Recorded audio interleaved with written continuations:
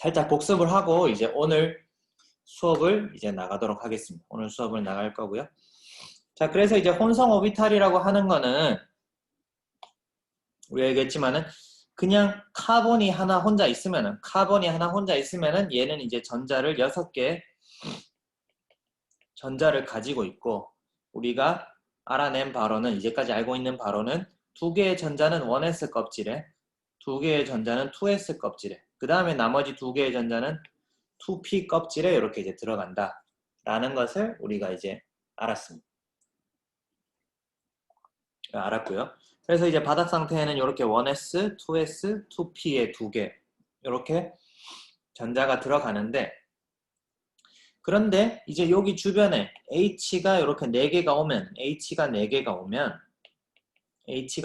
오면은 얘가 이제 그냥 있는 게 아니라 얘가 요 원자에 있던 2s와 2p 오비탈들이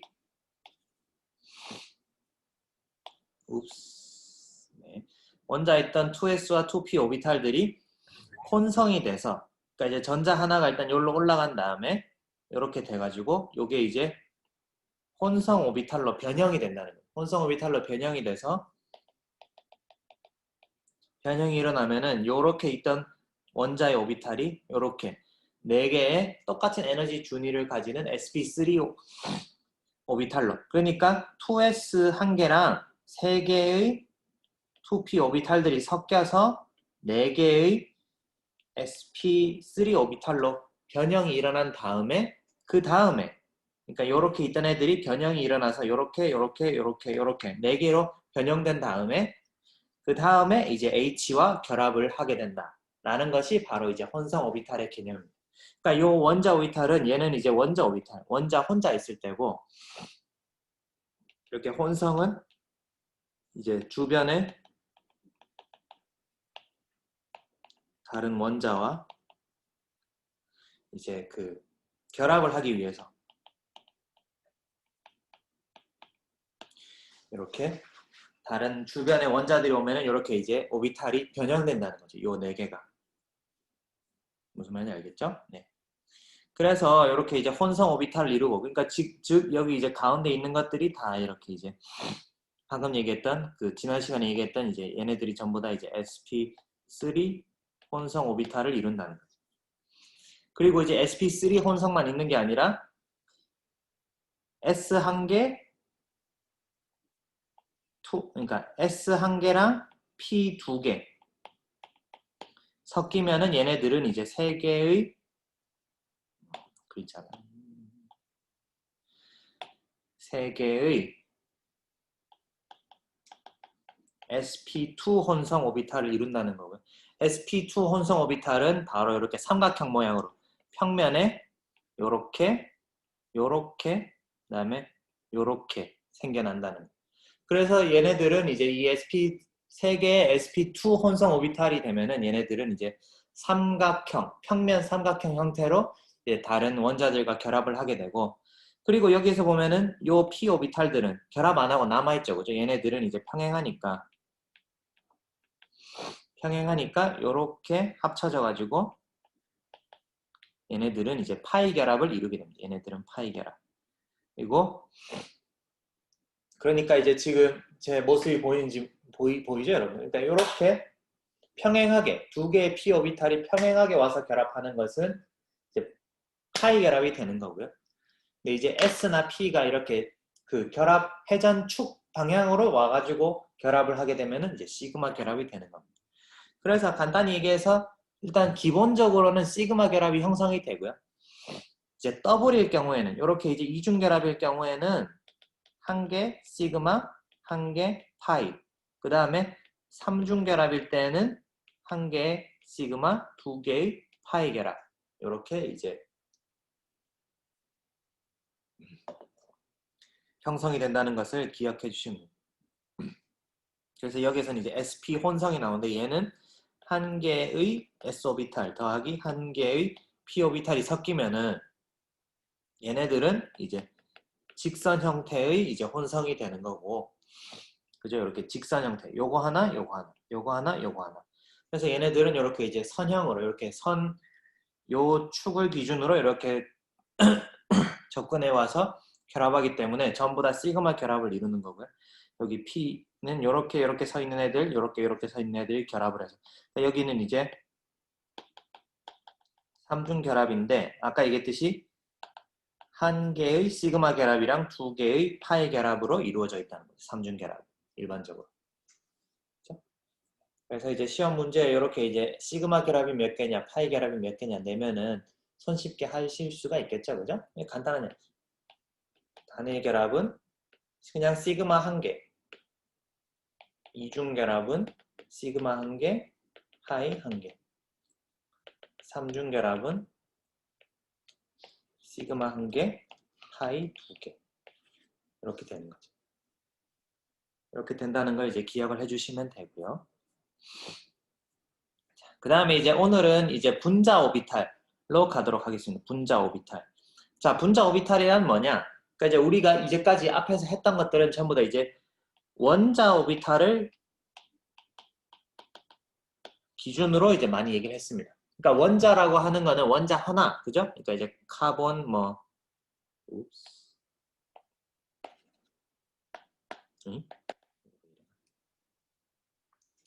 원자 오비탈이라고 하는 거는 이제 잠시만요. 펜이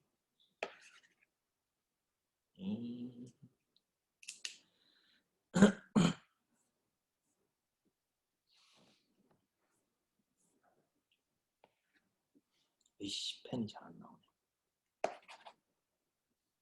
네, 원자 오비탈이라고 하는 거는 이제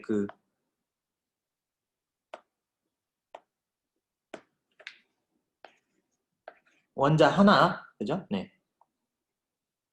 잠시만요.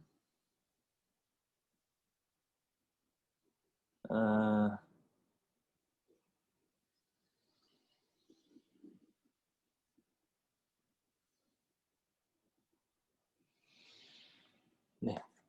이게 손가락으로 안 되나 이거? 네. 그러니까 이제 원자 오비탈은 이제 원자 하나를 가지고 이제 얘기를 할 텐데 분자 오비탈은 이제 분자. 그러니까 이제 우리가 원자 여러 개가 공유 결합으로 묶인 것을 우리가 이제 분자라고 하잖아요, 그죠? 원자 여러 개가 공유 결합으로 묶인 것을 분자라고 하는데 분자가 되었을 때, 그러니까 이제 그 분자 자체의 이제 오비탈이 이제 어떻게 되느냐? 그러니까 이제 원자 하나가 아니라 원자들이 여러 개가 뭉쳐가지고 여러 개가 합쳐져가지고 결합돼서 생기는 게 분자잖아요, 그죠? 그러니까 이제 산소 분자가 됐을 때 분자를 이루는 이제 오비탈. 그러니까 아예 새로운 오비탈이 원자들이 섞여가지고 원자 오비탈들이 섞여가지고 새로운 오비탈이 생겨난다라고 생각을 하는 것이 생겨나서 이제 분자를 이룬다라고 하는 것이 이제 분자 오비탈의 개념입니다. 그러니까 무슨 말이냐 하면은 자, 우리가 이제 그냥 산소의 케이스를 봅시다. 여기 있는 산소의 케이스를 보면 산소 분자는 O 원자의 오비탈의 단순 겹침으로 이제 화학 결합을 설명할 수가 있다. 그죠? 네. 그냥 이제 원자가 이제 겹침으로써 잠시만요. 이게 지금 펜이 연결이 돼야 지금 설명하기가 편한데.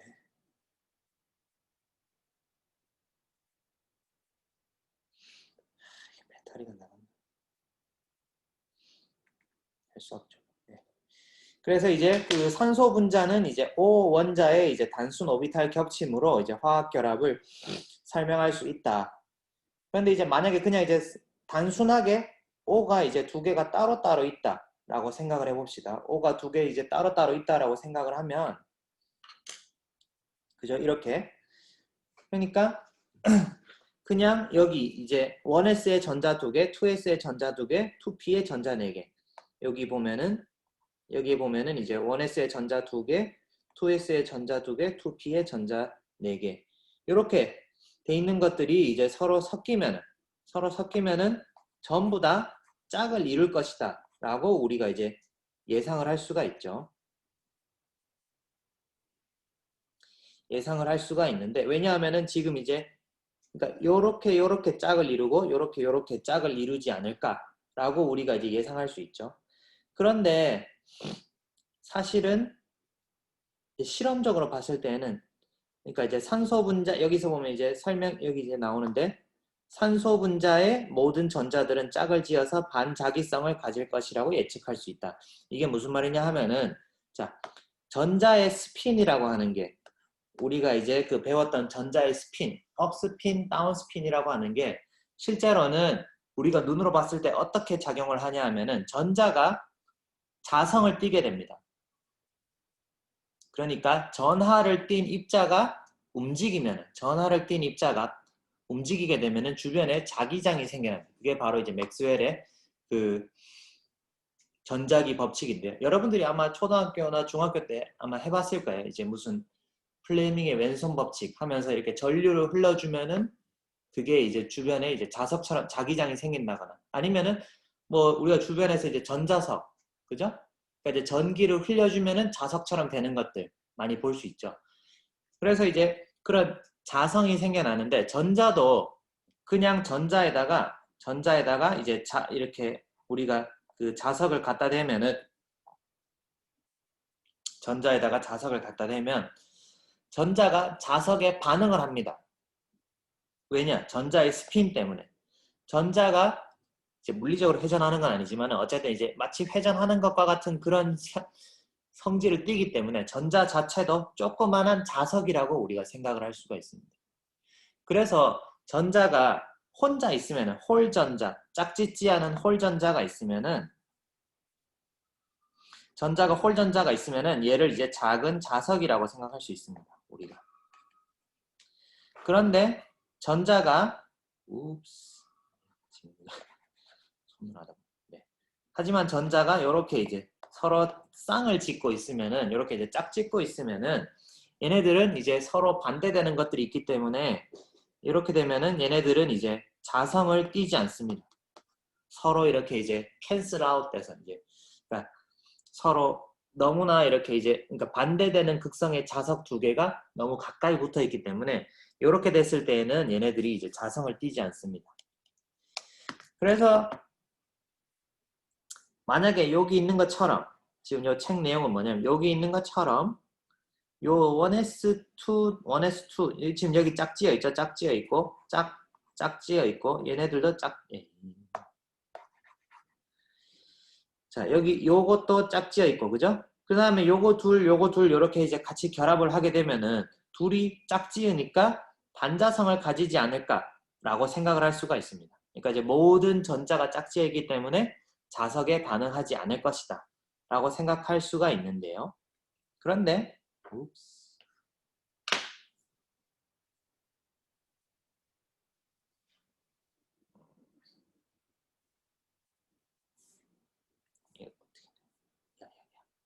내려가야 되는데 이제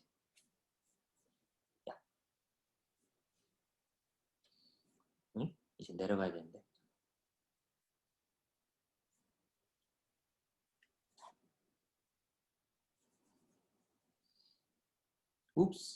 잠시만요.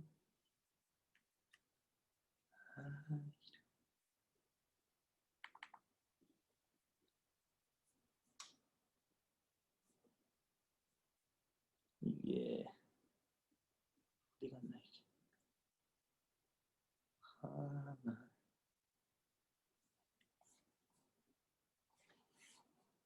네 이렇게 합시다. 네. 그런데 이제 산소 분자를 이제 자석에다가 이렇게 흘려주면은 여기 있는 게 이제 지금 요게 이제 여기 있는 게 액체 산소거든요. 액체 산소.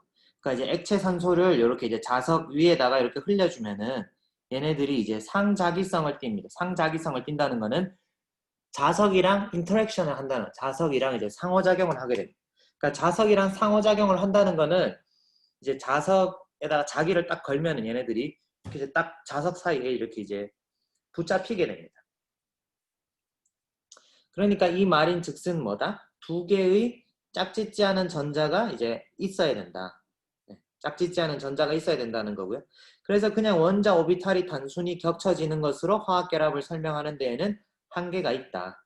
그래서 우리가 이제 분자 오비탈 이론이라는 것을 이제 만들게 됩니다. 그래서 분자 오비탈에 대한 어떤 수학적인 이론을 배우고 싶은 학생들은 이제 그 2학년, 3학년 전공 과목인 이제 물리화학이라는 과목을 들으면 되고요. 일반화학에서는 이제 원자 오비탈들이 서로 이렇게 합쳐져 가지고 원자 오비탈들이 서로 섞여 가지고 새로운 분자의 새로운 오비탈을 형성하게 된다. 분자 자체의 새로운 오비탈. 그래서 여기에 보면은 분자 오비탈은 원자 오비탈들을 더하거나 뺀 선형결합에 의해 만들어지며, 선형결합이라고 하는 거는 이제 어떤 A와 B가 있을 때 얘네들을 더하거나 빼는 것을 우리가 이제 조금 유식한 말로 선형결합이라고 합니다.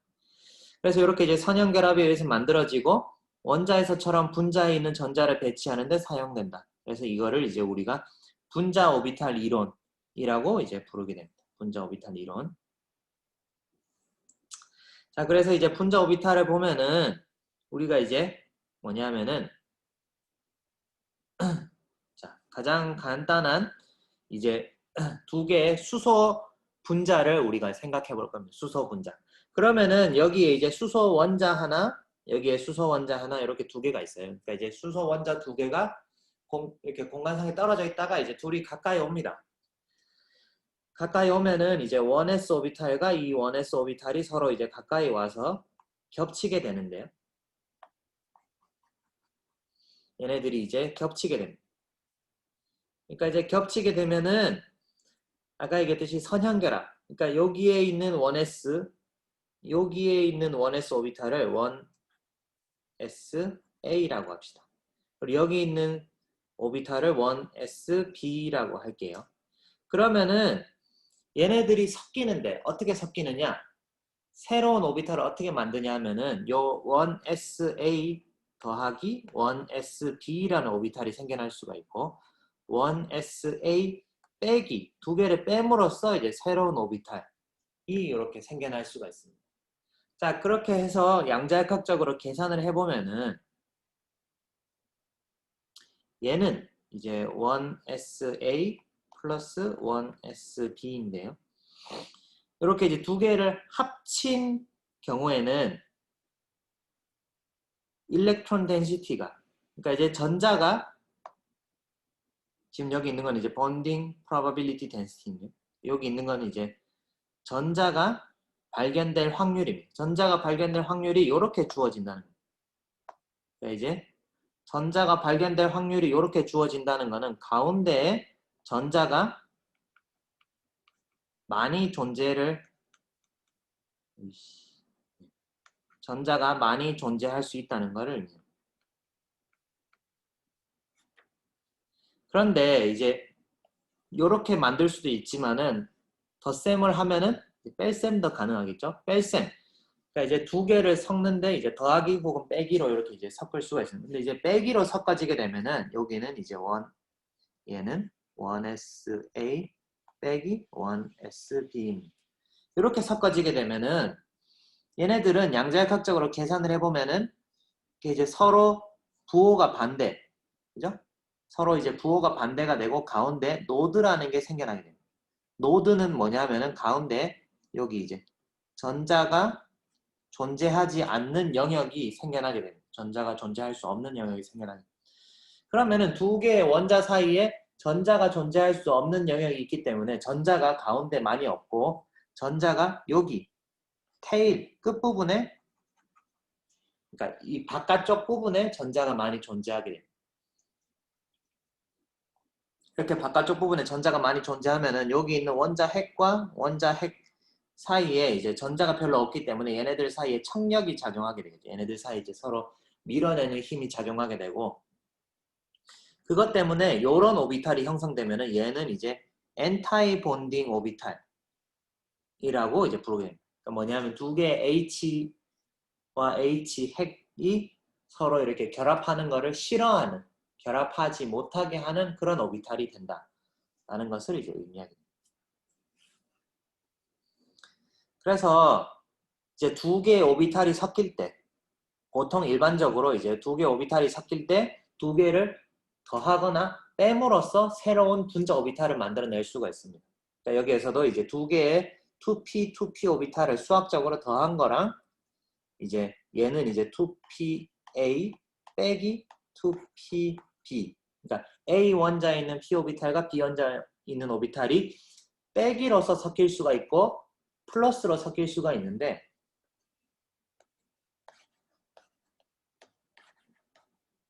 두 개가 이렇게 이제 플러스로 섞일 수가 있는데 플러스로 섞여서 생성된 오비탈은 결합을 좋아하는 오비탈. 그래서 이름이 이제 결합성 오비탈이 됩니다. 결합성 오비탈이 되고요. 빼기로 섞인, 빼기로 통해서 만들어진 새로운 오비탈은 결합을 싫어하기 때문에 가운데 이렇게 이제 노드가 생겨가지고 가운데 노드가 생기기 때문에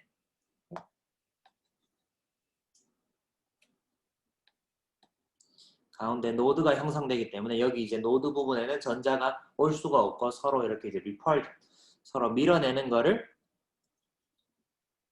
좋아하게 됩니다. 그러니까 이제 결합을 좋아하지 않는 그런 오비탈이 됩니다. 그리고 이제 이렇게 여기에서는 이제 파이 결합. 여기에서는 지금 이제 파이 결합입니다. 파이 결합이 형성될 때 두 개의 p 오비탈들이 이렇게 서 있는데 두 개가 이제 섞이는 방법이 아까도 계속 얘기했지만 두 가지가 있습니다. 이렇게 이제 플러스로 섞는 방법, 마이너스로 섞는 방법 두 가지가 있습니다. 이렇게 두 가지 마이너스로 섞으면은 반결합성 오비탈이 되고 플러스로 섞으면은 결합성 오비탈이 되게 됩니다. 결합성 오비탈이 되면은 그리고 이제 여기서 보면은 반결합성 오비탈이 되면 여기에서도 이제 가운데 이렇게 이제 노드 그러니까 이제 전자가 존재할 수 없는 영역이 생겨나게 되고요. 그렇기 때문에 원자 핵들이 서로 이렇게 이제 리펄전, 서로 밀어내는 힘을 많이 느끼게 됩니다. 그리고 잘 보시면은 반결합성 오비탈에는 위에 이제 스타가 있어요, 스타. 그러니까 이제 우리가 파이 결합으로 됐을 때는 파이 결합을 이루는 오비탈을 보통 그냥 이제 파이라고 쓰고 반결합인 경우에는 반결합인 걸 표현하기 위해서 이렇게 이제 스타 표시를 붙여줍니다. 스타. 그래서 스타가 붙어 있으면 얘는 결합을 싫어하는 오비탈이고 얘는 결합을 좋아하는 오비탈이다. 이렇게 이제 우리가 이해를 할 수가 있습니다. 이해를 하시면 되고요. 그래서 이렇게 이제 두 개의 오비탈이 섞여가지고 새로운 분자 오비탈을 형성하는데 분자 오비탈을 형성하고 나면 그러면은 이제 에너지가 낮은 오비탈부터 차곡차곡 이제 전자가 들어가게 됩니다. 차곡차곡. 그래서 이제 보면은 자 H2의 경우에는 여기 이제 1s 그러니까 여기가 이제 지금 원자 두 개라고 생각을 해보세요. 그러니까 여기 이제 A 원자가 있고 여기 B 원자가 있어요. H가 두 개, H 하나, A 하나, B 하나 이렇게 두 개가 있는데 둘이 이렇게 이제 가까이 오는 거죠. 두 개 이렇게 가까이 오면서 이제 얘네들에 있는 1s 오비탈이 둘이 이제 섞입니다. 여기 1s 하나 있고 여기 1s 하나 있잖아요. 둘이 가까이 오면서 얘네들이 쭉 섞여가지고 그러니까 여기 가운데 있는 거는 이제 얘는 이제 H2에 해당하는 이제 분자 오비탈이 되는 거예요. 무슨 말인지 알겠죠? 그러니까 여기 이쪽에 있는 거는 원자 오비탈, 이쪽에 있는 건 원자 오비탈. 둘이 가운데에서 이렇게 이제 섞이는 거를 요 도표에서 의미하게 됩니다. 그래서 이제 섞이는데 두 개가 섞이면은 아까 얘기했듯이 더하기로 섞을 수가 있고 빼기로 섞어지는 두 가지가 있습니다. 이게 왜 더하기로 섞이고 빼기로 섞이느냐? 이게 이제 궁금하신 분들은 이제 화학과 2학년 전공인 물리화학 2를 들으시면은 요거 이제 수학적으로 우리가 물리적으로 유도를 할 수가 있고요. 네. 하여튼 이제 양자역학적으로 유도를 하면은 그렇게 됩니다. 그렇게 되고요. 그럼 이제 더하기로 섞인 애들이 여기 결합성 오비탈, 여기 있는 결합성 오비탈. 그다음에 빼기로 섞인 애들이 여기 있는 반결합성 오비탈. 잘 보시면 위에 스타가 있죠, 그죠? 네, 여기 위에 스타가 있습니다. 자, 그다음에 1s가 있고 당연히 2s 오비탈도 있죠. 단지 비어 있을 뿐. 그러니까 이제 2s 오비탈이 있는 2s 오비탈도 둘이 섞이면은 여기 이제 시그마 2s가 되고 플러스로 섞이면은 빼기로 2s 두 개가 섞이면은 여기 이제 시그마 2s 스타 여기 이제 반결합성 오비탈이 이렇게 이제 형성되게 됩니다. 그죠? 자, 그러면 이렇게 형성이 됐는데 전자는 어디서부터? 전자는 이제 제일 낮은 데에서부터 채워지는 거죠. 제일 낮은 데가 어디죠? 제일 낮은 데가 여기잖아요. 그죠? 그러니까 이제 여기에 전자를 두 개를 먼저 채웁니다. 전자를 채우고 나면은 이제 여기는 다 비어 있죠, 그죠? 네. 나머지는 다 비게 됩니다. 비고 비고 비고, 그죠? 네. 그래서 결합성 오비탈에만 전자 두 개가 들어가게 됩니다. 결합성 오비탈에 전자가 두 개 들어가면은 얘네들은 결합을 선호하게 됩니다. 그러니까 이제 결합성 오비탈, 결합성 시그마 오비탈이 어떻게 생겼냐? 결합성 시그마 오비탈이 되면은 바로 이렇게 된다는 거죠. 이렇게. 그러니까 원자 핵, 여기 이제 까만 점이 원자 핵인데, 얘네들이 이제 원자 핵인데, 원자 핵은 플러스잖아요, 그죠? 플러스 플러스. 근데 이제 가운데 이제 마이너스를 띈 전자가 오니까 중간에 가운데 마이너스를 띈 전자가 양옆에서 이제 플러스를 잡아당겨서 일종의 이제 풀과 같은 역할을 하게 되는 거예요. 풀과 같은 역할을 해서 이 두 개의 원자 핵을 여기 이제 붙잡아 놓게 됩니다. 그래서 결합성 오비탈이 되는 거고요. 자, 그러면은 요런 이론을 바탕으로 우리가 그럼 이제 헬륨은 어떻게 설명할 수 있느냐? 자, 여기 이제 자, 헬륨 A가 있고 여기 이제 헬륨 B가 있습니다. 그럼 두 개의 헬륨이 가까이 와서 이제 섞이는데 마찬가지로 이제 헬륨도 일단은 1s, 2s 뭐 이런 것들을 다 가지고 있죠. 근데 이제 1s에만 전자가 있으니까 자, 1s 두 개가 일단 섞였다라고 해봅시다. 얘네 둘이 섞이면은 이렇게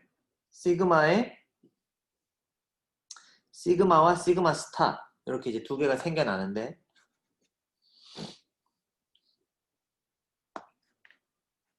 시그마와 이렇게 이제 시그마 스타 결합성과 반결합성 분자 오비탈이 생겨나게 되는데 이번에는 한 개의 헬륨에서 전자 두 개, 또 다른 헬륨에서 전자 두 개, 총 4개의 헬륨이 오잖아요. 그죠? 4개의 헬륨이 오니까 얘네들이 제일 바닥에 있는 결합성 시그마에 두 개 채우고 그 다음에 반결합성 시그마에 두 개 채우고 해서 결합 오비탈에 두 개, 반결합 오비탈에 두 개. 그러니까 결합을 좋아하는 전자 두 개랑 결합을 싫어하는 전자 두 개가 동시에 있는 거죠. 그러니까 이제 셈이 돼가지고 서로 캔슬 아웃 돼서 얘네들은 이제 결합을 굳이 하지 않게 된다는 거죠. 그러니까 무슨 말이냐면은 아까 수소의 경우에는 결합을 선호하는 오비탈에 전자가 들어갔기 때문에 선호하는 오비탈에만 전자가 들어가 있기 때문에 이제 결합을 하게 되지만은 이번에는 결합을 선호하는 오비탈에도 두 개, 싫어하는 오비탈에도 두 개 있기 때문에 결합하는 결합하는 성질이 서로 캔슬 아웃 돼서 이제 그냥 0이 된다는 거죠.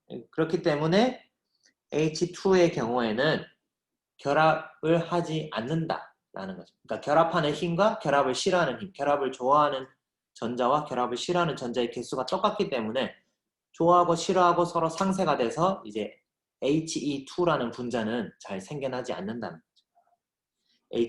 He2라는 분자는 물리적으로 에너지가 이제 안정하지 않다는 거죠.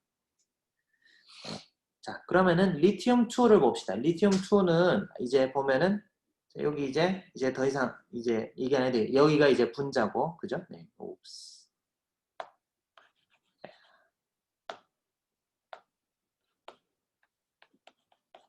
여기가 분자고 여기가 이제 원자 하나, 여기가 원자 두 개, 다른 원자 하나 이렇게 있는 거죠. 그러면은 얘네들이 이렇게 이제 와서 섞인단 말이에요. 섞이는데 지금 보면은 1s에 두 개, 2s에 하나. 여기에서 전자 3개, 여기에서 전자 3개.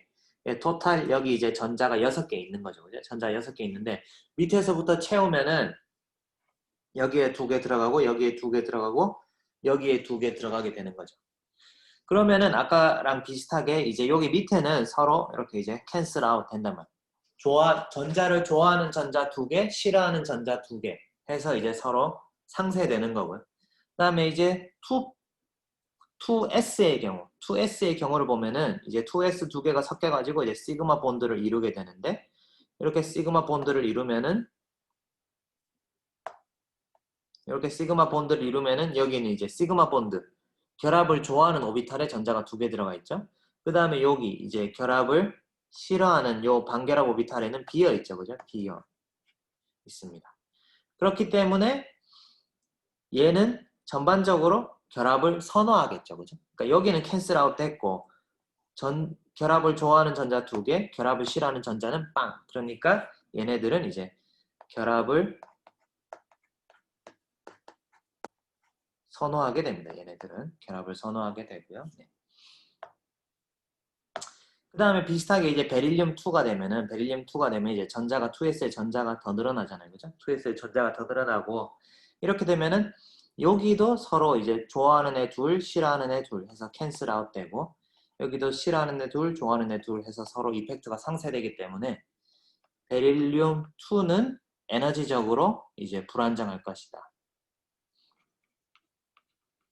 그러니까 이제 결합을 선호하지 않을 것이다. 라는 거를 우리가 예상을 할 수가 있습니다. 이렇게. 그래서 여기 보면은 그러니까 이제 원자에 있는 오비탈들이 섞이면 원자에 있는 오비탈 두 개가 이제 섞였을 때 1s가 섞이면은 이렇게 1s 시그마, 1s 시그마 스타 2s 두 개가 섞이면은 시그마 2s 하나, 시그마 스타 2s 하나. 그 다음에 2p 오비탈들이 두 개가 이렇게 이제 시그마 결합으로 섞이면은 여기에서 이제 임의로 얘를 이제 x라고 했어요. x라고 하면은 이제 두 개가 이제 시그마로 이렇게 섞였을 때 이렇게 결합을 선호하는 애랑 결합을 안 좋아하는 오비탈 두 개가 생기는데 일반적으로 결합을 안 좋아하는 오비탈이 더 높은 에너지를 가지고 있어요.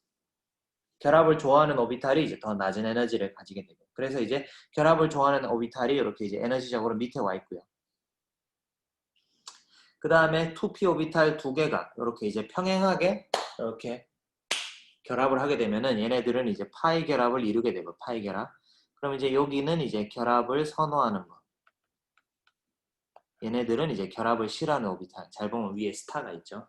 그래서 일반적으로는 이제 요렇게 이원자 분자들의 경우에는 분자 오비탈이 이런 에너지 순서를 가지고 생겨난다. 라는 게 알려져 있습니다. 여기 이제 일반적인 이제 그 분자 오비탈의 에너지 순서인데요. 그런데 이제 그 얘네들이 일반적인 게 아니라 그러니까 이제 얘네들이 이렇게 이제 섞이게 되는데 이제 요게 이제 요거는 이제 일반적인 요거는 요렇게 섞였을 때를 얘는 이제 O2랑 이제 F2의 경우에는 이제 요렇게 섞이게 되고요. 그 다음에 이제 여기 보면은 B2, C2, N2의 경우에는 지금 에너지 준위가 파이 결합의 에너지 준위가 조금 더 낮습니다. 파이 결합의 에너지 준위가 더 낮고 여기 이제 O2와 F2의 경우에는 요 시그마 결합의 에너지 준위가 조금 더 낮습니다. 역전이 일어나게 되는 겁니다. 그러니까 에너지 준위가 왜 이렇게 되느냐? 에너지 준위가 이렇게 되는 이유는 우리가 양자역학적으로 계산을 할 수밖에 없어요. 얘가 왜 뒤집어지느냐 하는 거는 양자역학적으로 계산을 할 수밖에 없고 일단은 뭐 요 도표 정도는 여러분들이 조금 이제 외워두시는 게 조금 좋습니다. 외워두시는 게 좋고요. 그래서 우리가 이제 전자를 차곡차곡 이렇게 이제 분자 오비탈이 생성됐을 때 전자를 차곡차곡 쌓다 보면은 여기 이제 B2 같은 경우에는 여기 이제 시그마의 전자 두 개, 시그마 스타의 전자 두 개, 그 다음 파이 오비탈의 전자가 하나하나 이렇게 이제 평행하지 않게 하나하나 들어가게 되죠. 그러니까 이 B2 원자는 어떻다? B2 원자는 상자기성이라는 거를 우리가 이제 예상을 할 수가 있고요. 근데 이제 C2, 카본 두 개가 붙었거나 N2, 질소의 경우에는 얘네들은 이제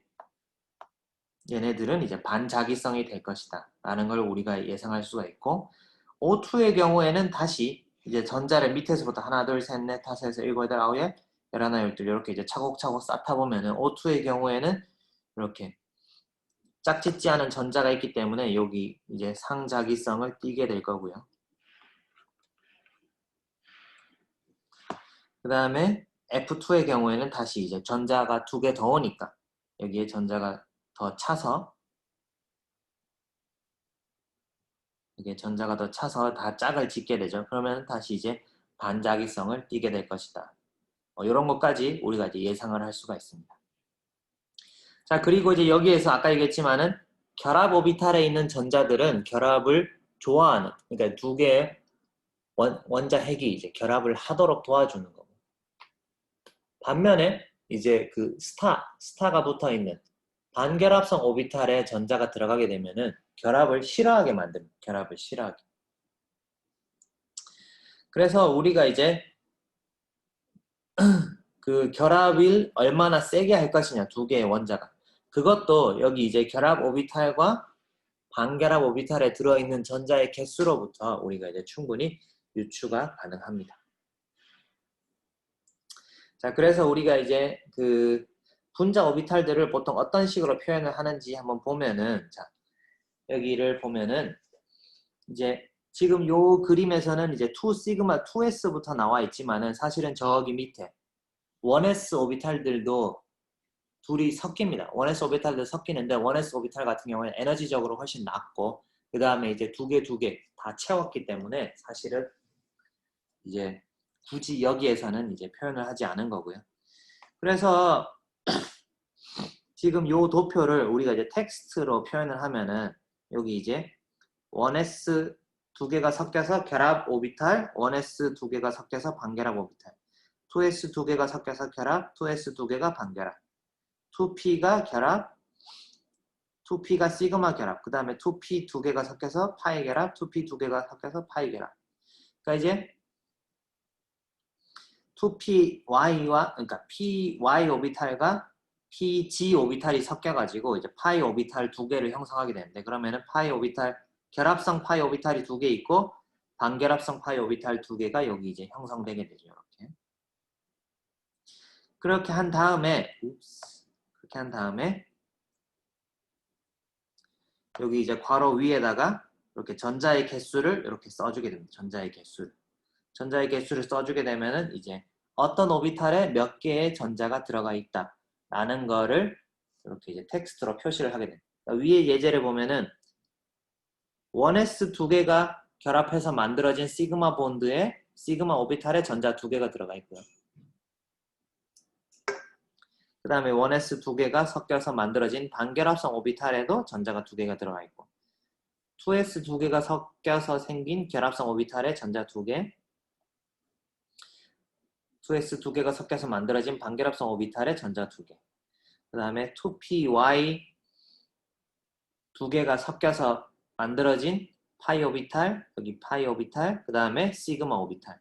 그러니까 여기에 이제 파이, 2py 스타가 있는데 여기에 전자가 안 들어가 있기 때문에 지금 이제 뒤에 스타가 붙어 있는 것들은 생략이 된 거죠. 그러니까 지금 얘는 뭐다? 여기 이제 있는 요 질소에 그 전자 배치를 텍스트로 표현한 겁니다. 그리고 이제 옥시전에 있는 전자 배치를 이렇게 이제 텍스트로 표현하면은 여기 밑에 있는 것처럼 이렇게 되는 거죠. 이렇게 되는 거고요. 네. 지워져라. 이렇게 되는 겁니다. 그래서 우리가 이제 방금 얘기했듯이 이제 결합 차수라는 거를 얘기를 할 수가 있는데요. 결합 차수라고 하는 거는 우리가 아까 얘기했던 우리가 이제 보통 얘기하는 단일 결합, 이중 결합, 삼중 결합 이게 이제 몇 차냐라는 거를 얘기를 합니다. 그래서 우리가 이제 단일 결합, 이중 결합, 삼중 결합을 얘기를 하는 거는 결국에는 뭐에 따라 결정이 되냐 하면은 이 분자 오비탈 이론에 따르면은 결국에는 결합성 오비탈에 전자가 몇 개 들어있느냐. 그러니까 이제 결합성 오비탈에 들어있는 전자의 개수에서 반결합성 오비탈에 들어있는 전자의 개수를 빼줍니다. 그러니까 이제 결합을 좋아하는 오비탈에 들어있는 전자가 더 많으면은 전반적으로 결합을 좋아하게 되는 거고요. 결합을 좋아하는 오비탈에 있는 전자와 싫어하는 오비탈에 있는 전자의 개수가 똑같아지면은 서로 이펙트가 상쇄가 돼서 이제 결합을 하지 않게 됩니다. 그래서 결합 차수, 영어로 본드 오더라고 하는 거는 이제 이렇게 정의가 됩니다. 결합 차수는 결합성 오비탈의 전자 수 빼기 반결합성 오비탈의 전자 수 나누기 2. 왜냐하면은 전자 두 개가 들어가서 전자 두 개가 있을 때 하나의 결합을 이루기 때문에. 그죠? 우리가 루이스 전자점식 그릴 때에도 전자 두 개가 쉐어되면은 이제 결합 하나 이렇게 쓰는 거잖아요. 그죠? 그러니까 결합성 오비탈 하나에 결합성 분자 오비탈 하나에 전자가 두 개까지 들어갈 수 있으니까 전자 두 개가 딱 들어가면은 거기가 이제 결합 하나에 이제 그 결합을 형성한다. 이렇게 우리가 이제 생각할 수가 있는 거죠. 네, 생각할 수가 있는 거고요. 네, 그래서 결합 차수는 이렇게 정의가 된다. 네. 그래서 간단히 얘기해서 결합 차수가 클수록 화학 결합의 세기가 크다. 이게 이제 아주 기본적인 그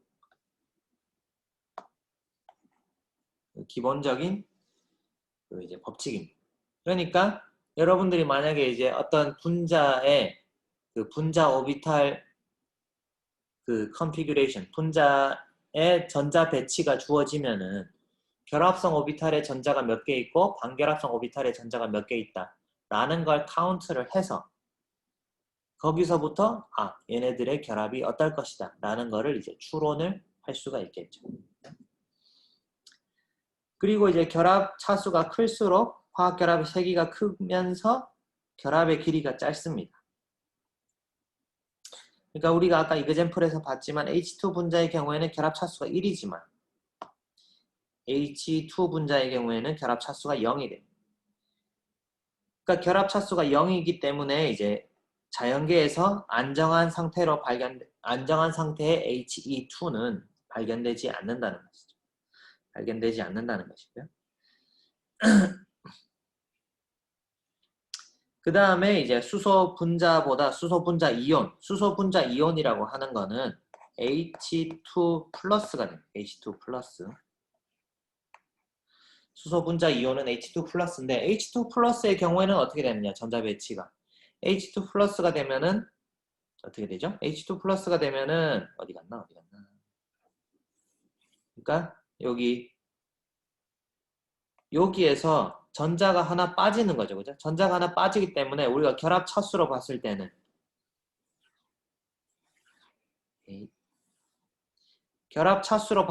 결합성 오비탈의 전자가 1개, 반결합성 오비탈의 전자가 0개 나누기 2 하면은 결합 차수가 0.5 차수. 그러니까 이제 1이 안 되는 0.5 정도의 이제 반개 정도의 결합을 하고 있다. 그러니까 더 약한 결합이기 때문에 수소 분자 이온 H2 플러스가 되면은 얘네들의 H와 H 사이의 길이가 그냥 H2일 때보다 길어진다. 더 약하게 당기니까 서로 이렇게 이제 길어질 수밖에 없는 거죠. 그렇게 된다는 것을 우리가 이제 알 수가 있습니다. 그렇게 설명할 수가 있다. 그래서 우리가 이제 여기까지 해서 이제 분자 오비탈에 대해서 조금 알아봤고요. 이제 그 다음에는 이제 잠깐 쉬었다가 우리가 이제 12장으로 넘어가도록 하겠습니다. 잠깐 우리 한 10분만 쉬었다가 할게요. 10분만 쉬었다가 저는 이제 애플패스를 좀 충전하고 잠깐 쉬었다가 하겠습니다. 네. 잠시만요. 네. 그래서 이번 시간에는 화학 반응의 에너지 12장 파트를 이제 나갈 건데요. 자, 그래서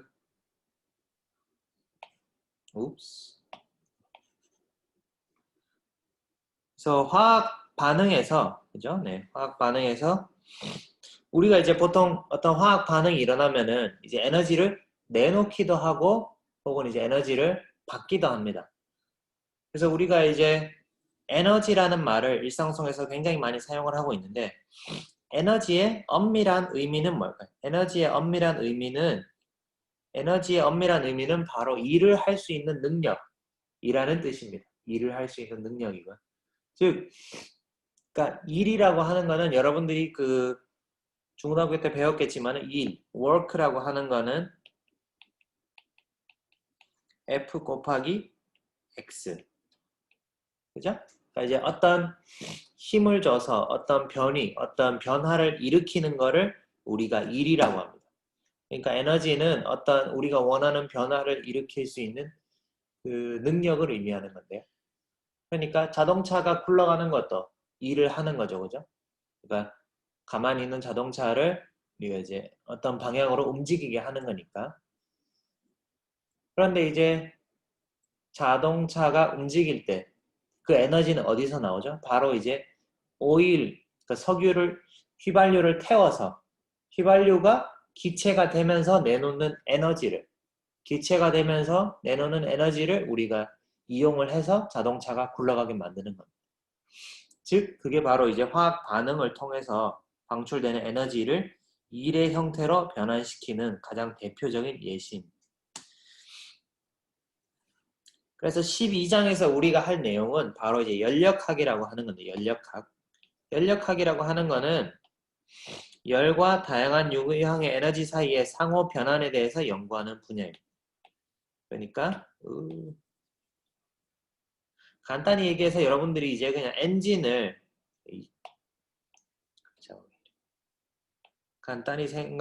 간단히 가장 대표적인 예시가 바로 이제 엔진. 여러분들이 엔진에 대해서 생각하시는 엔진에서는 뭐예요? 열이 발생하잖아요. 그죠? 열이 발생하는데 우리는 그것을 자동차가 앞으로 자동차가 움직이는 일로 변환을 시키는 거잖아요. 그죠? 그래서 바로 연력학이라고 하는 거는 그런 이제 화학 변화에서 화학 반응이 일어나면 보통 이제 열이 나오는 그 열을 다른 에너지로 어떻게 변환시키느냐 거기에 대한 것이 바로 이제 thermodynamics다라는 것입니다.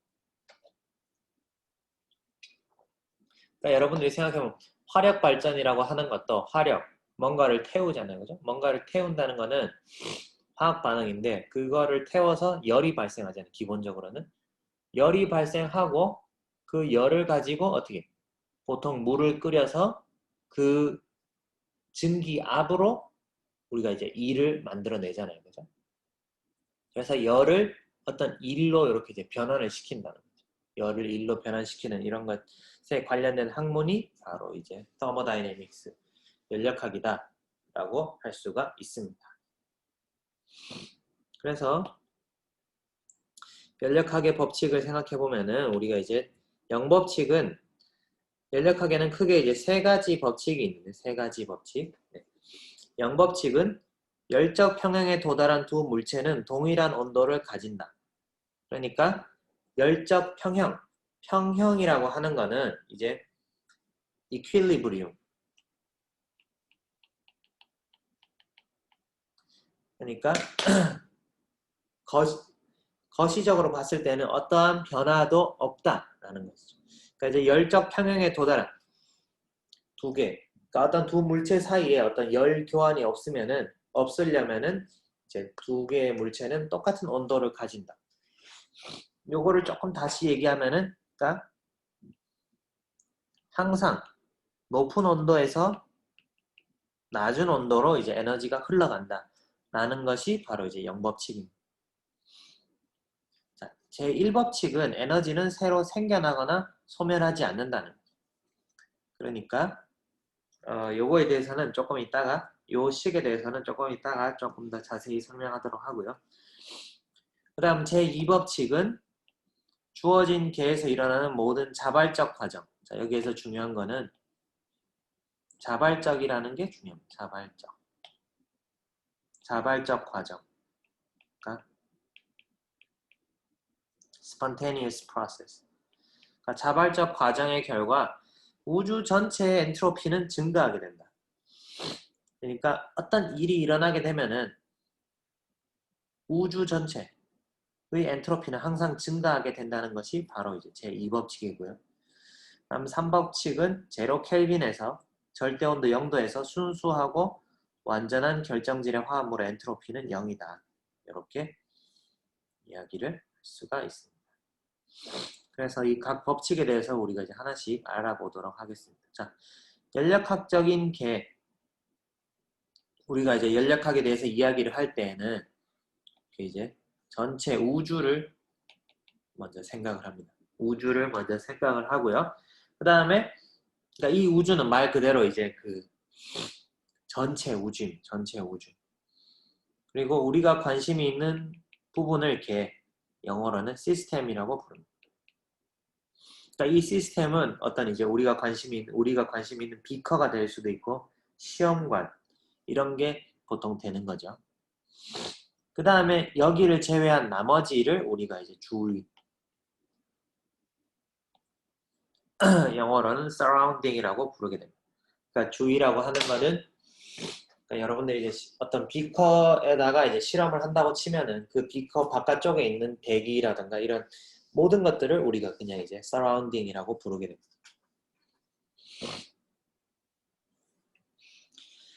자, 그러면은 그 시스템의 종류, 우선 시스템의 종류를 이제 몇 가지 생각할 수가 있는데, 그래서 이제 어떤 시스템이 있고 서라운딩이 있으면은 당연히 그 경계, 바운더리가 있게 되는 거죠. 시스템과 주변 사이에.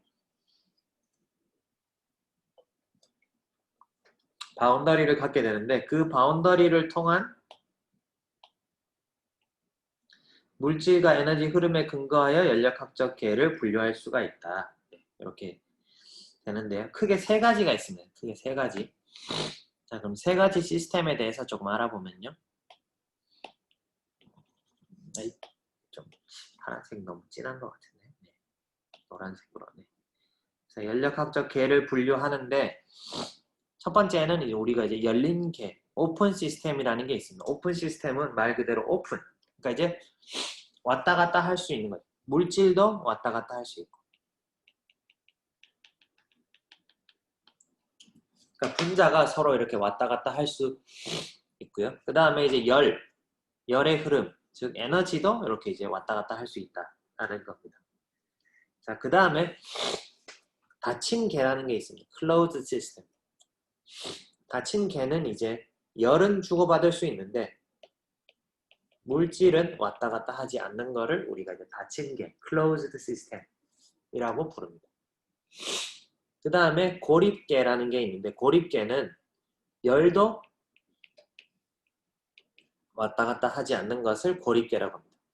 당연히 어떤 이제 분자가 밖으로 나가거나 들어가는 것도 이제 막아놓은 거고. 그러니까 이제 여기 보면은 옆에 이렇게 이제 해놓은 거는 여기 이제 어떤 단열재 같은 걸로 열이 나가거나 들어가는 거를 이제 막아놓은 상태인 거죠. 그래서 이런 상태를 우리가 이제 고립계라고 부릅니다. 자, 그리고 연력학적인 성질에는 크게 두 가지가 있는데 첫 번째는 크기 성질이라는 게 있고 세기 성질이라는 게 있습니다. 자, 요거는 여러분들이 이제 앞으로 다른 걸 할 때에도 많이 나오는 개념이기 때문에 좀 잘 알아두시면 좋겠고요. 그러니까 첫 번째로 크기 성질이라고 하는 거는 영어로는 이제 extensive property라고 부르는데요. 얘는 크기에 따라서 변하는 성질입니다. 자, 예를 들어서 부피. 부피는 우리가 이제 뭐 1리터짜리가 있는데 어떤 뭐 풍선의 이런 부피가 1리터다. 근데 거기에 공기를 더 집어넣어서 얘를 이제 2리터로 만들 수 있잖아요. 그죠? 그러면은 부피가 커지는 거고요. 몰수도. 분자의 개수가 늘어나면은 몰수가 커지는 거죠. 그죠? 그 다음에 에너지도 이제 크고 작다, 많다, 적다. 에너지가 많다, 적다를 이야기를 할 수가 있는 거예요. 그런데 이거랑 다르게 이제 세기 성질, 많다, 적다의 개념으로 접근할 수 없는 것들이 있죠. 그건 바로 영어로는 이제 intensive property라고 부르고 얘는 다시 말해 크기랑 무관하다. 그러니까 많다, 적다의 개념을 얘기할 수 없는 성질들이 있습니다. 가장 대표적인 게 바로 이제 온도입니다. 온도, 압력, 밀도 이런 것들. 그러니까 온도는 뭐 300켈빈이면 그냥 300켈빈인 거죠. 그러니까 300켈빈짜리 어떤 물체가 있는데 어떤 공기가 있는데 그러니까 300켈빈, 327도가 많다, 적다. 우리가 이제 양을 이야기할 수 없는 그런 성질을 바로 이제 세기 성질이라고 하는 겁니다. 그리고 뭐 예를 들어 이제 밀도 같은 경우에도 물의 밀도는 1g per 세제곱센티미터잖아요. 그죠? 그러니까 물의 밀도라고 하는 거는 물이 뭐 한 방울 있던 뭐 1톤이 있던 밀도는 그러니까 부피로 나눈 거니까 크기와 상관없이 그냥 항상 일정한 거죠. 그래서 이런 것들이 바로 이제 세기 성질, intensive property라고 하게 됩니다. 크게 이렇게 이제 두 가지로 나눌 수가 있고요. 자, 그 다음에 이제 상태 함수와 경로 함수라는 게 있는데 이거는 이제 조금 이따가 네, 얘기를 하고요. 자, 그래서 연력학체 1법칙은 간단히 얘기해서 이제 간단히 네, 일단은 에너지라고 하는 거는 우리가 소위 말하는 에너지, so-called 에너지라고 하는 것은 연력학적으로 보았을 때는 크게 두 가지로 이루어져 있습니다. 한 개는 열과 일입니다. 그러니까 열은 heat, 영어로 heat와 work로 이루어져 있습니다. 자, 이거 우리가 어떻게 생각하면 되냐 하면은, 자, 여기 있는 예제처럼 이렇게 이제 그 차가운 여기 이제 어떤 병에다가 이렇게 풍선을 놔뒀죠. 풍선을 놔두면은 근데 이제 우리가 얘를 이제 가열을 한단 말이에요. 가열. 가열을 하면 어떻게 되냐? 가열을 하면은 얘 부피가 커지죠, 그죠? 부피가 커지고요. 그럼 이건 이제 2를 한 거예요. 월. 근데 동시에 이 안에 온도도 올라가겠죠, 그죠? 가열을 하면. 그러니까 간단히 여러분들이 집에 있는 주전자를 가열을 한다고 생각해 보세요. 그러니까 이제 온도도 올라가고 부피도 증가한단 말이에요. 그러니까 이런 이제 엔진, 자동차 엔진에 있는 이런 피스톤이 있다고 해봅시다. 그럼 이런 피스톤이 있는데 얘를 밑에서 이제 가열을 한단 말이에요. 이렇게 가열. 얘에다가 열을 주면은 이 안에 이제 가스가 들어있는데 당연히 가스가 팽창하니까 온도가 올라가면서 팽창하니까 부피도 증가하고 얘가 올라가니까 부피도 증가하고 이 안에 있는 가스의 온도도 같이 올라가겠죠. 그죠? 네. 그래서 이때 부피가 증가하는 걸 잘 생각해 보면은 여기 지금 대기압이 있잖아요. 그죠? 대기압. 그러니까 밖에서 대기압이 누르는 거에 거슬러서 얘가 이렇게 이제 피스톤을 밀어 올리는 거죠. 그래서 피스톤 올려지는 거는 바로 이제 워크가 됩니다. 그리고 기체의 템퍼레처가 올라가는 거는 바로 열이 전달되는 거예요. 그러니까 우리가 이제 에너지를 한 시스템에서 다른 시스템으로 전달을 할 때 두 가지의 폼으로 전달이 된다는 거예요. 하나는 하나는 열. 그러니까 두 개를 합쳐서 합쳐서 이제 에너지다라고 이제 이야기를 할 수 있다라는 것입니다. 그래서 줄이 어떤 실험을 했냐 하면은 자, 이것처럼 이제 일을 한다는 것. 그러니까 이제 사실은 이제 어떻게 보면 이게 이제 직관적이지 않을 수가 있어요. 그러니까 지금은 이제 여러분들이 이제 엔진이나 이런 것들을 이제 많이 봐서 직관적이라고 생각할 수 있지만 열은 뜨겁고 차갑다라는 거죠. 그죠? 뜨겁고 차갑다라는 거고 그 다음에 일은 뭔가가 이렇게 이제 움직이는 거를 일이라고 하는 거죠. 그러니까 우리가 이제 어떤 뜨거운 거를 이용을 해서 얘를 움직이게 할 수 있나? 혹은 이제 어떤 움직임을 통해서 어떤 시스템의 온도를 올리거나 내릴 수가 있는가? 그래서 이제 줄이 이제 실험을 했더니 이렇게 이제 도르래가 왔다리 갔다리 하면서 그러니까 우리가 여기 이제 물이 들어 있는데 물을 엄청나게 휘저어 주면은 얘 이제 온도가 올라간다라는 거를 이제 입증을 한 거죠. 그러니까 즉 움직임을 막 주면은 일을 막 하면은 그게 곧 열로 컨버전 될 수 있다라는 걸 증명을 한 거고요. 또 반대로 이제 엔진은 열을 주면은 얘를 이제 우리가 일로 바꿀 수 있다라는 거를 이제 증명을 한 셈인 거죠. 그래서 어쨌든 줄의 실험은 여기에서 이렇게 이제 도르래가 왔다리 갔다리 하면서 요 안에 있는 요 판넬이 막 돌아가면서 물한테 여기 안에 있는 물에 일을 하는 거죠. 물에게 일을 했을 때 이 물의 온도가 얘를 막 흔들면은 물의 온도가 서서히 올라간다는 것을 이제 증명을 한 거예요. 그러니까 여러분들이 그냥 이제 컵에다가 물을 따라 놓고 이렇게 흔들면은 이렇게 휘저어 주면은 그 일은 너무 작기 때문에 사실 이제 온도가 올라가는지 안 올라가는지 알기가 어렵지만은 이렇게 이제 큰 스케일에서 이렇게 마구 많이 휘저어주면은 결과적으로는 요 물의 온도가 올라가는 거를 우리가 이제 보일 수가 있다는 거. 자, 그래서 이제 연력학적인 일은 일반적으로 이제 압력 곱하기 부피 변화가 됩니다. 그러니까 우리가 앞에서도 얘기했지만은 우리 여러분들이 이제 그 중학교 때 배웠던 일이라고 하는 거는 힘 곱하기 변이잖아요, 그죠? 힘 변이. 그러니까 어떤 그 변화가 있어야 돼, 시스템에 변화가 있어야 되는데 시스템의 변화라고 하는 건 일이라고 하는 거는 시스템에 지금 주어지고 있는 일은 주어지고 있는 힘은 위에 대기에서 이렇게 이제 누르는 압력이 작용하고 있죠. 그러니까 이 압력에 반해서 대기 압력에 반해서 이렇게 이제 밀치게 되면은 밖에서 누르는 힘에 반대되도록 이렇게 이제 이렇게 밀어 올리면은 얘가 이제 밖에다가 일을 하는 거죠. 밖에다가. 그러니까 압력 곱하기 부피 변화를 하면은 부피 변화에 대한 일이 되는 겁니다. 그리고 열이라고 하는 거는 아까도 얘기했지만 여기 있는 온도가 올라가거나 내려가는 게 바로 이제 힐.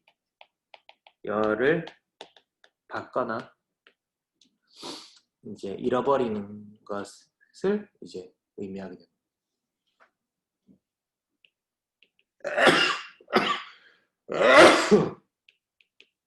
네. 그걸 의미하게 되는 거고요. 네. 잠시만요. 자, 그러면은 자, 일단 예제를 한번 보면서 한번 생각해 봅시다. 자, 1atm 1기압과 77도에서 77켈빈에서 1g의 액체 질소가 있는데, 그죠? 얘가 이제 액체 질소가 이렇게 있다가 얘가 질소 기체로 이렇게 이제 질소 기체로 증발한단 말이에요. 그죠? 증발이 아니라 이거 뭐냐? 승화, 기화. 그래서 이렇게 이제 질소 기체로 변하면서 주의할 수 있는 일을 구해보자. 단 1g의 액체 질소의 부피는 매우 작음으로 무시를 한다. 그리고 질소 기체의 부피는 이상기체 방정식으로 구한다. 그리고 질소 기체의 몰질량은 28g/몰이며 1리터 곱하기 ATM은 101줄이다. 자, 우선 그러니까 1g의 액체 질소, 조그마한 한 방울이 있었는데 얘가 이제 기체로 막 이렇게 변하면은 얘네들이 기체가 되면서 어떤 부피를 차지하게 될 거잖아요. 그죠?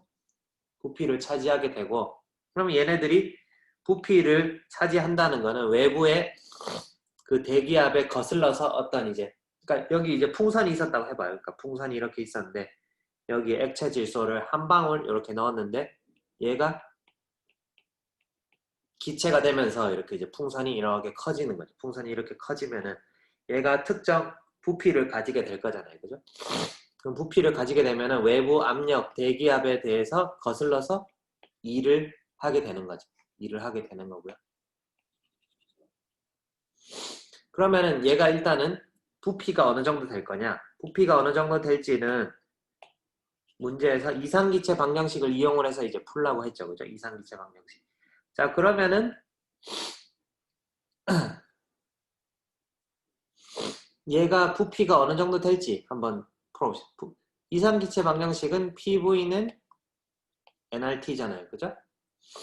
그러면은 외부 압력이 1atm, 그러니까 대기압 1기압 하에 있고, 그러면은 질소가 이제 V가 이제 우리가 구해야 되는 거죠. 그죠? 우리가 구해야 되는 거고, 질소의 몰수는 어떻게 구할 수가 있어요? 질소의 몰수는 지금 1g의 액체 질소가 있다고 그랬죠. 그죠? 그러니까 N은 1g을 28g/몰로 나누면 얻을 수가 있죠. 네. 그 다음에 기체 상수는 주어져 있고, 그 다음에 이제 온도는 어떻게? 온도는 77도. 그러니까 얘는 77켈빈이다. 이렇게 하면은 우리가 이제 부피를 구할 수가 있죠. 그죠?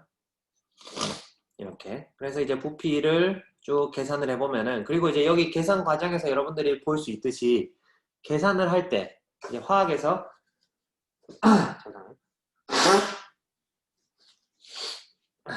다른 화학에서 이런 이제 여러 텀들이 있을 때 계산을 할 때 여러분들이 실수를 하지 않으려면은 단위를 지우지 말고 단위를 항상 가지고 다니세요. 단위를 여러분들이 이제 일반화학 1에서 배웠듯이 단위를 서로 이제 곱하기 나누기를 할 수 있단 말이에요. 그러니까 이렇게 이제 단위를 다 써주면은 단위를 다 써서 계산을 하고 나면은 마지막에 내가 원하는 그 어떤 물리량의 단위가 딱 맞게 나와야지 내가 계산을 제대로 했다라는 것을 알 수가 있다.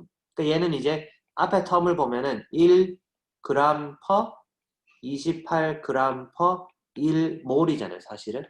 그러니까 이건 이제 나눗셈을 해보면은 28g 분의 1g 곱하기 1몰이 되는 거잖아요, 그죠? 그럼 그램 지워지고 28분의 1몰.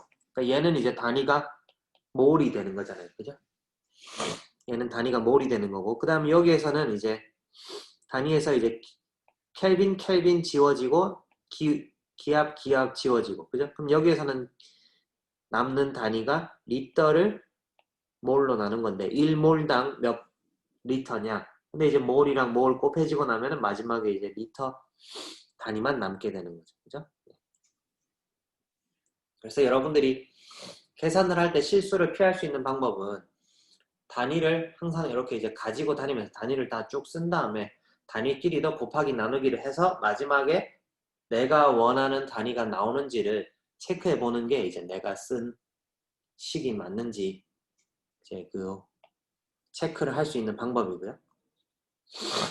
자, 그래서 이제 여기를 보면은 일단은 아까 얘기했듯이 지금 여기에서 이제 몰수를 구했죠, 그죠? 몰수. 그 다음에 여기에서 기체 상수 곱하기 온도 나누기 압력 이렇게 하면은 얘네들을 다 계산하면 0.23리터가 된단 말이에요. 그러니까 이 점에서 액체 얘가 이제 조그마한 물방울이 이렇게 0.23리터의 그 기체 풍선이 이제 0.23리터로 이렇게 이제 팽창을 한다는 거죠. 팽창을 했다라는 거는 원래 있던 공기를 대기를 밀어내고 얘가 팽창을 했다는 거기 때문에 즉 얘가 기체가 원래 있던 대기압을 밀어내면서 한 일은 압력 곱하기 부피 변화 P 곱하기 델타 V가 되는 거예요. P 곱하기 델타 V가 되는 거고요. 그래서 1atm 곱하기 23리터 하면은 요 1atm은 주변이 1atm이다 라는 데서 온 거죠. 그러면 23리터 곱하기 atm이 되는데요. 부피 곱하기 기압을 했더니 얘가 에너지가 되네요. 왜 그러냐면은 우리가 이제 부피를 생각해보면 부피의 단위는 어떻게 돼요? 길이의 3승이잖아요. 미터 3승. 근데 압력이라고 하는 거는 뉴턴 퍼 미터 제곱이란 말이에요. 그러니까 힘을 면적으로 나눈 게 바로 압력이에요. 1atm. 그러니까 즉 1기압이라고 하는 거는 좀 더 구체적으로 쓰면은 10만 1325 파스칼인데 1 파스칼이 바로 이제 뉴턴 퍼 미터 제곱이 되는 거예요. 그럼 이제 둘을 곱하면은 아까 얘기했듯이 이제 그 단위를 다 가지고 가면은 여기 이제 부피 단위 미터 3승이 되고 여기 이제 뉴턴 퍼 미터 제곱 하면은 요거 지우고 나면은 뉴턴 곱하기 미터가 남죠. 뉴턴 곱하기 미터. 뉴턴 곱하기 미터가 뭐예요? F 곱하기 X. 즉 줄이 되는 거죠. 힘 곱하기 얘가 이제 힘이고 얘가 거리잖아요. 그죠? 힘과 길이, 거리 곱하면은 줄이 된다라는 거. 그죠? 그래서 이제 그 내용을 일단 문제에서 여기 줬죠. 1리터 ATM은 101줄이다. 그러니까 즉 이제 요거를 딱 곱하면은 리터 ATM 지우고 나면은 이렇게 23줄이 된다라는 것을 우리가 알 수가 있습니다.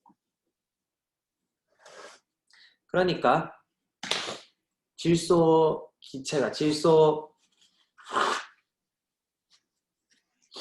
액체 질소 한 방울이 이렇게 이제 퍼지면서 이렇게 기화하면서 이렇게 이제 부피를 기체가 될 때 이렇게 이제 부피를 차지하니까 그만큼 옆에 있는 대기 공기를 밀어낼 때 이만큼의 일을 한다라고 생각을 하시면 됩니다. 그렇고요. 그 다음에 다른 예제를 한번 봅시다. 다른 예제를 보면은 0도씨 1기압에서 휘발유의 연소 반응. 그러니까 휘발유라고 하는 거는 이렇게 C8H18이라고 하는 분자입니다. 그러니까 휘발유가 이제 연소한다는 거는 얘가 산소랑 만나서 이렇게 CO2, 이산화탄소가 되고 H2O, 수증기가 되는 것을 의미합니다. 즉, 그러니까 우리가 이제 엔진에서 휘발유가 연소되면은 CO2랑 H2O가 생겨난단 말이에요. 그러니까 이제 C8H18 분자 하나가 있었는데 얘가 산소랑 만나면서 CO2 분자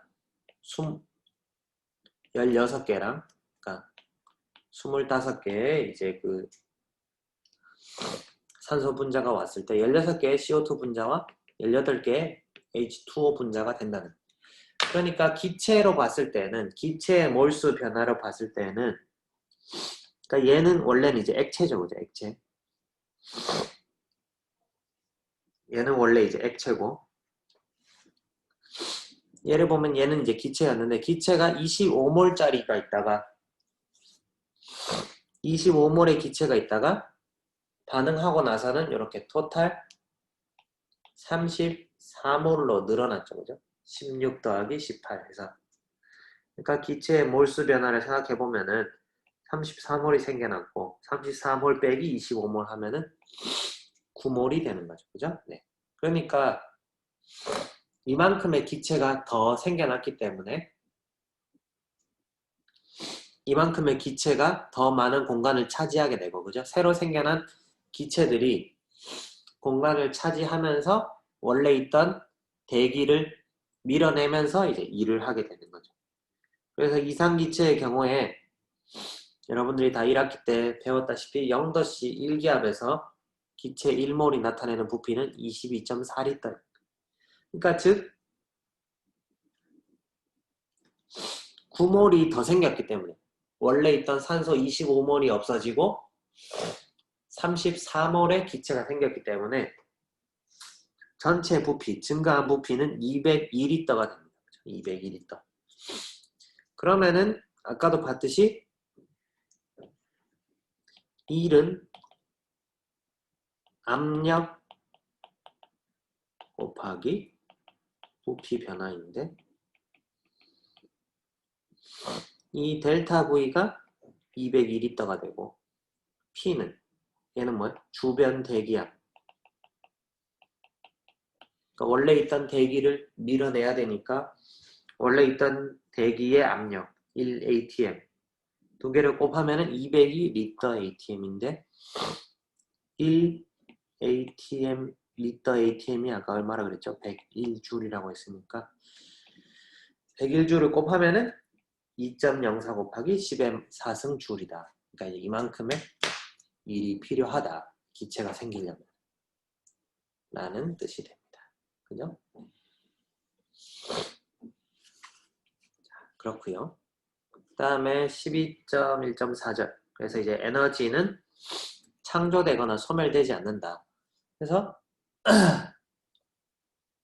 특히 어떤 고립계의 경우에는 주변에서 이제 에너지를 받거나 그러니까 주변에서 어떤 에너지를 받거나 뭐 잃지 않고 이렇게 이제 고립된 딱 단열된 어떤 상태에 있을 때 에너지는 갑자기 없던 에너지가 생겨나거나 소멸되지가 않습니다. 소멸되지가 않고요. 그러니까 전체 우주적으로 봤을 때는 전체 우주는 하나의 이제 우리가 고립계라고 생각을 할 수가 있죠. 전체 우주는 고립계라고 생각할 수가 있는데 한 군데에서 에너지가 증가한다는 것은 바로 어떤 데에서는 에너지가 이제 감소를 한다는 거. 그러니까 전체 고립계로 봤을 때는 에너지가 이제 갑자기 늘어나거나 줄어들거나 하진 않는다는 것이죠. 네. 않는다는 것이고요. 그 다음에 결국에는 이제 어떤 시스템이라고 하는 거는 우리가 이제 생각하는 화학적인 어떤 시스템은 결국 분자들이 모인 겁니다. 분자의 모임이고요. 그죠? 그래서 주어진 어떤 시스템의 개의 내부 에너지는 인터널 에너지는 개를 시스템을 구성하고 있는 구성하고 있는 분자들이 가지고 있는 에너지를 다 합친 겁니다.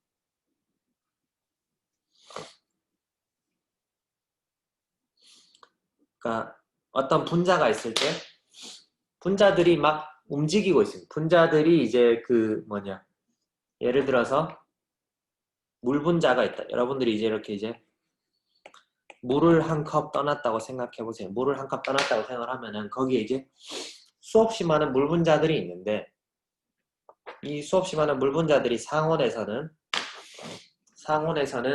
물 분자가 회전하기도 하고 병진이라고 하는 건 이제 옆으로 영어로 이제 translation이라고 하는데요. 그러니까 이제 한쪽 방향으로 이렇게 이제 날아가기도 하고 그러면서 이제 옆에 있는 애들이랑 충돌하기도 하겠죠. 그 다음에 진동. 이렇게 이제 막 분자가 이렇게 막 진동을 하기도 합니다. 그러니까 이렇게 움직이고 있기 때문에 이런 움직이는 것들은 뭐가 있어요? 운동 에너지가 있죠. 그죠? 그러니까 이런 각각의 분자들이 전부 다 이제 운동 에너지를 가지고 있습니다. 그래서 이런 분자들이 가지고 있는 운동 에너지의 총합을 우리가 조금 유식한 말로 내부 에너지, 인터널 에너지라고 이제 보통 부릅니다. 보통 부르고요. 그래서 주어진 개가 놓여있는 외부 조건을 변화시키면은 그 개의 에너지는 변할 수 있다. 그러니까 간단히 얘기해서 이제 이런 물 분자가, 그죠? 이런 이제 그릇에다가 이렇게 이제 물 분자들이 쭉 있는데 여기를 내가 이제 가열을 한다거나 가스레인지에 올려가지고 가열을 한다거나 아니면은 뭐 전자레인지에 넣어서 돌린다거나 마이크로웨이브 전자레인지가 마이크로웨이브라고 하는 건 다들 알죠? 네. 그렇게 되면은 이 분자의 운동 에너지를 올려주게 되는 거죠. 그러니까 뭐 상식선에서 얘기하면 이 마이크로웨이브 그러니까 전자레인지 같은 경우에는 분자의 회전 운동 주파수에 딱 맞춰져 있어요. 그러니까 이제 마이크로웨이브를 돌리면은 물 분자의 회전 운동이 빨라지게 됩니다. 물 분자의 회전 운동을 빨라지게 함으로써 이제 물이 이제 더 뜨거워지도록 가열하는 거고요. 그냥 가스레인지에 올려가지고 가열을 하면은 직접적으로 얘한테 이제 열 에너지를 전달하는 거잖아요. 그죠? 그러니까 뜨거운데 이제 올려놨으니까. 그래서 열 에너지가 전달이 되는 거죠. 그죠? 그래서 이제 이 시스템의 에너지를 이제 증가시켜주게 됩니다. 증가시켜주게 되는데요. 그래서 우리가 이제 일단 기본적으로 열을 주면 열의 흐름으로 주어진 개의 온도가 변화할 때 단위 온도 변화당 개의 에너지 변화. 그러니까 이 시스템의 온도를 1도 변화시키는데 어떤 특정 조건에서 시스템의 온도를 1도 올리는데 1도 올리려면은 얼마나 많은 에너지나 혹은 열이 필요한가 1도 변화시키는데 필요한 에너지나 열의 양을 우리가 이제 열용량 영어로는 heat capacity라고 합니다. 그러니까 히트 캐패시티가 낮다, 연력량이 낮다라고 하는 거는 에너지를 조금만 줘도 어떤 시스템이 금방 뜨거워진다는 거고요.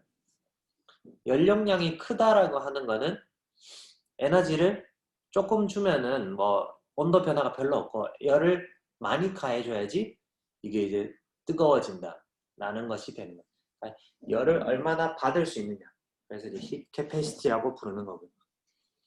뭐 여러분들이 잘 알다시피 그 우주에 존재하는 많은 물질 중에 연력량이 가장 높은 것 중에 하나가 바로 이제 물이죠. 물 분자. 그러니까 물 같은 경우에는 열을 주면은 열을 이제 굉장히 많이 흡수를 한다라는 것이 알려져 있습니다. 그 다음에 이제 연력량과 조금 다른 거는 이제 비열입니다. 비열. 그러니까 비열은 여러분들 뭐 많이 알지만은 그러니까 이제 연력량과 다른 거는 이제 열 용량의 경우에는 얘는 이제 크기 성질입니다. 크기 성질.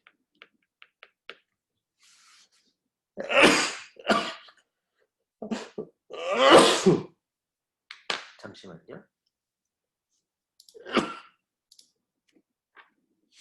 네. 그래서 이제 연력량의 경우에는 크기 성질이라서 이제 시스템의 크기, 얘가 이제 질량이 크냐 작냐, 양이 많냐 적냐를 같이 고려하는 건데 비열의 경우에는 딱 1g으로 정해져 있습니다. 1g의 온도를 1도만큼 변화시키는 데 필요한 열의 양이라고 이렇게 딱 정의가 되어 있습니다. 그러니까 물질 1g당 연력량이라고 이제 얘기를 할 수가 있는 거고요. 그래서 물질이 받은 열을, 얘가 이제 총열이죠. 이제 총열을 계산을 하면은 나중 온도 빼기 처음 온도 곱하기 연력량을 하거나 혹은 그러니까 연력량, 히트 캐패시티 자체가 히트 캐패시티는 원래 이제 얘는 이제 대문자로 써야 돼요. 대문자로. 네. 히트 캐패시티는 비열 곱하기 질량으로 정의가 됩니다. 글자 왜 이래?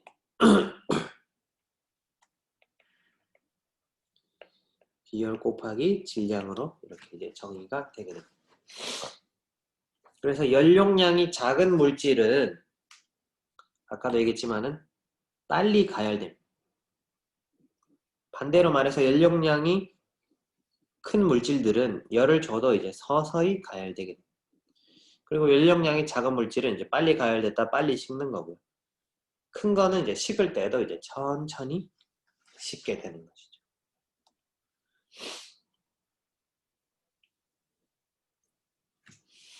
그러니까 아까 얘기했지만은 그 우주에 존재하는 물질 중에 연력량이 가장 큰 물질 중에 하나가 바로 이제 물입니다. 물, water. 그러니까 물은 이제 연력량이 크고요. 그러니까 이제 모래 같은 것들은 모래나 바위 이런 것들은 이제 연력량이 작은 거죠. 그러니까 연력량이 그러니까 같은 양의 에너지를 받더라도 연력량이 큰 것들은 이제 온도가 조금 올라가고 연력량이 작은 여기는 이제 온도가 많이 올라가게 되는 거죠. 그렇죠? 그리고 반대로 이제 식을 때도 이제 빨리 연력량이 작은 것들은 이제 온도가 빨리 식기 때문에 그러니까 이제 온도가 많이 내려가게 되고 그러니까 물의 바다의 경우 이제 온도가 적게 내려가니까 이제 거기에 따라서 이제 낮과 밤에 서로 다른 이제 대류 현상이 일어나게 된다. 뭐 이런 건 이제 중고등학교 때도 많이 배웠죠, 그죠? 자, 그러면 일단 예제를 한번 풀어봅시다. 자, 15도인 450g인 물에다가 우리가 130kJ의 열을 가해서 온도를 85도로 높일 수가 있었다. 그럼 물의 연력량을 구해보자. 간단히 얘기해서 전체 열은 CP, Heat Capacity 곱하기 나중 온도 빼기 처음 온도라고 했죠. 그죠? 얘를 다시 쓰면은 히트 캐패시티 곱하기 나중 온도가 뭐죠? 나중 온도가 85도 빼기 처음 온도 15도가 130kJ이다. 그러면 당연히 이제 CP는 요거 빼기 요거 하면 70도씨. 그러니까 70도씨 나누기 130kJ 하면은 이렇게 되겠죠? 그러니까 이제 연용량의 단위는 여기서 보듯이 이제 줄 per 도씨라는 것을 여러분들이 알 수가 있겠죠.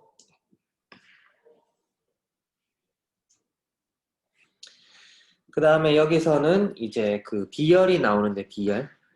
자, 비열이 3.88 칼로리 per 그램 도시인 어떤 물질 2.34g에 124 칼로리의 에너지를 공급해서 가열하였다. 가열 전 물질의 온도가 22도라면 가열 후에는 몇 도일까? 그러니까 아까 얘기했지만 비열은